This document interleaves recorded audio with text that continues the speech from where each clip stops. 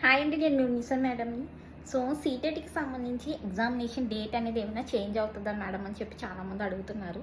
So అలా ఏమీ changes అయితే ఉండవండి. సో ఆల్రెడీ మనకి అఫీషియల్గా సీటెట్ సిబిఎస్ఈ మనకి అనౌన్స్మెంట్ అయితే చేసింది కదా. సెప్టెంబర్ 6th మనకి 2026 జూలై సెషన్కి సంబంధించి ఎగ్జామినేషన్ అయితే మనకి సెప్టెంబర్ 6th అయితే మనకి జరుగుతుంది అనమాట. సో మంచిగా ప్రిపేర్ అవ్వండి.